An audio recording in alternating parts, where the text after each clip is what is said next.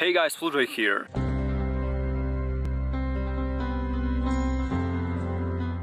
Hey guys, Fludray here, welcome to another video.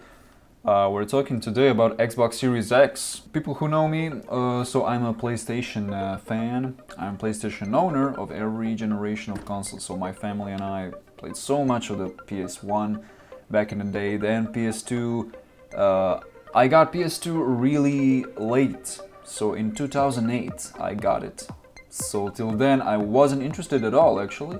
And when I got it, I actually got into the gaming world. There I played so much of the PS2, so many good titles. Shadow of Rome, plenty of new things. PS3 then came out, and that was one of the greatest generations ever that I've been on.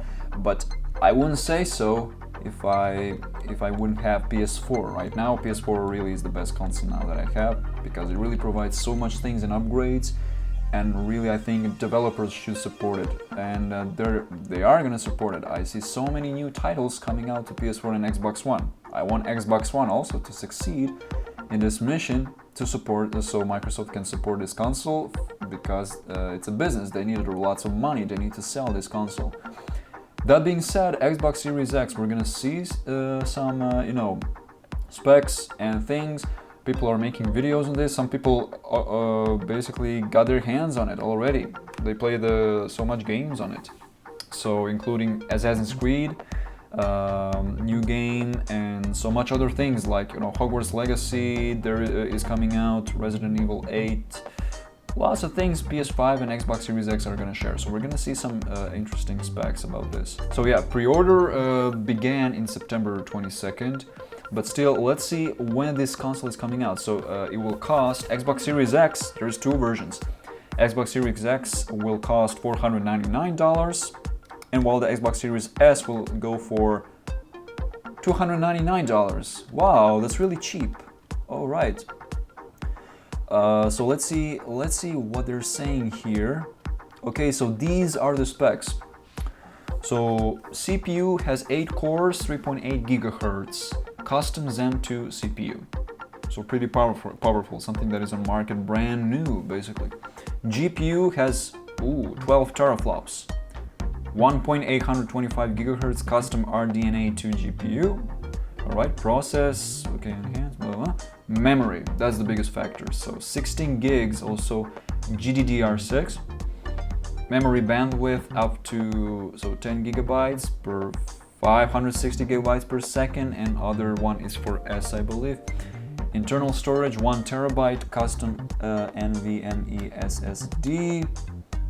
Optical drive 4K Ultra HD Blu-ray drive. Come on now, like they're expecting to watch movies in 8K, which is fine for some people who like 4K, 8K. I'm still for 4K. I can get that, but 4K for videos and pictures, not for gaming, really.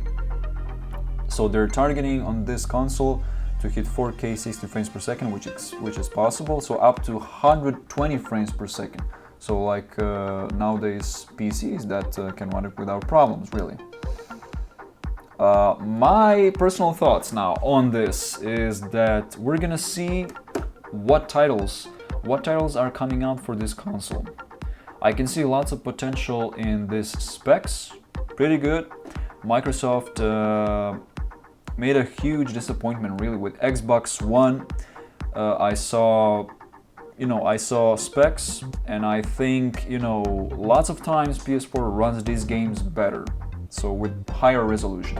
They could have done the same on Xbox One. They could have give 8 gigs GDDR5 instead of GDDR4. So I'm really kind of confused about that decision they've made. Like they could have stayed on the same level. They could have stayed on the same level as a PS4, but no.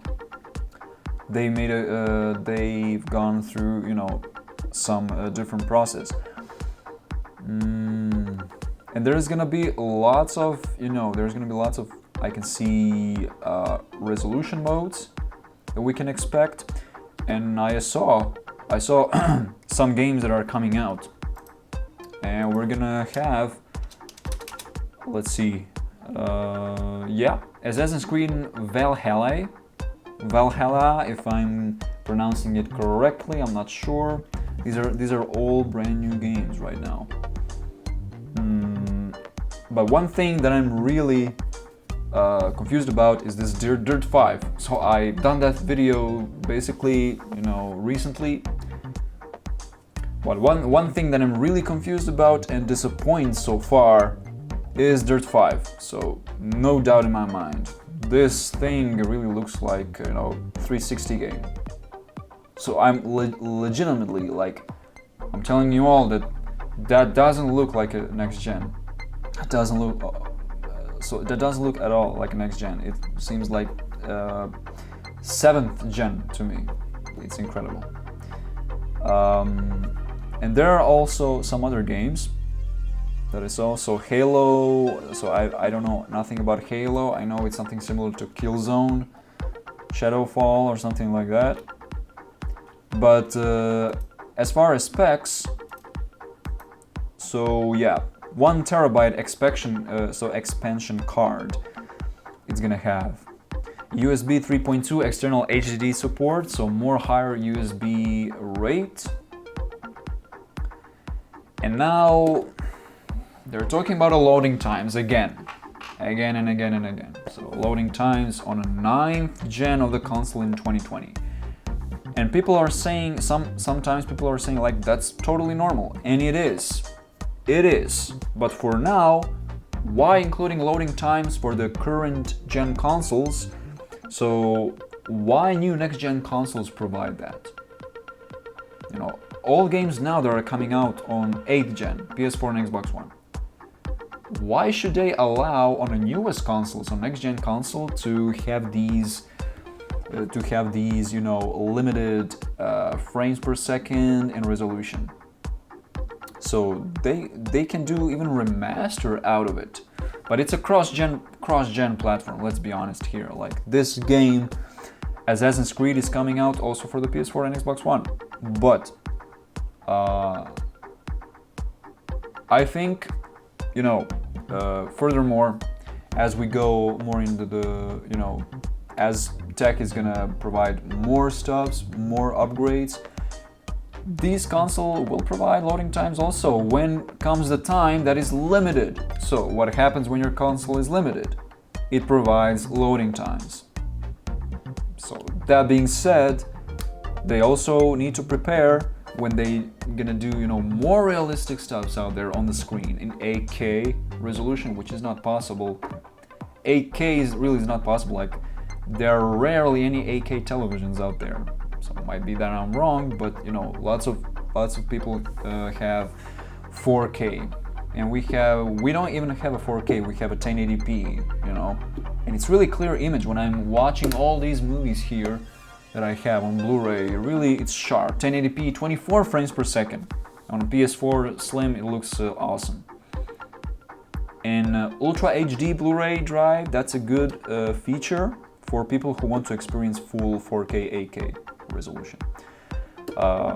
But yeah, they're still kind of doing comparisons between Xbox One X, and Xbox One X is still, it's a fresh console. It came out 2 or 3 years ago. 2 years ago, actually. It came out 2 years ago. Still now, once they released it, I don't know why they released this console. Why Microsoft released Xbox One X when they're gonna have it 2 years after they're having Xbox Series X, and Xbox Series S now they're having. So it's a cash grab, people. People who bought Xbox One X thought they're having the greatest console ever. Now they're on the top, they're free with it for the next road of the 10 years. So, but I was right. When I was talking about it, I was really right. I knew they're gonna be limited at some point. Yet they can provide 60 frames per second on Xbox One X, which is really crazy, to me. And Xbox Series X, they're saying it's gonna go up to 120 Hertz, 120 frames per second. So we can expect that only in Dirt game, which looks really buggy and laggy. So I'm not sure where this generation is gonna go, but I'm really having hopes, for this 9th gen. I'm really having hopes for them to, bring the best picture out there and best graphics for us. they're having a horsepower now, and they have to really use it. They're not limited anymore by their imagination, like Mark Cerny said, like at the beginning of the PS4. And it's totally normal. Like they just need to put as much as work as they need to make these games look, really the best. So nothing that we've seen so far. And everything that I'm watching now on YouTube about Xbox Series X and PS5 really also lets me know, is letting me know that this can be done on PS4 also. And there are so many titles that are gonna come. Cyberpunk is coming on the PS4, Xbox One. Assassin's Creed, new Assassin's Creed that looks insane, is coming to the current gen consoles. What else? Hogwarts Legacy. That huge game is gonna come out on 8 gigs GDDR5, and it's totally possible. These current gen consoles are still really powerful, and I'm giving them at least a decade. At least a decade I'm giving a life cycle, because it's a familiar programming model.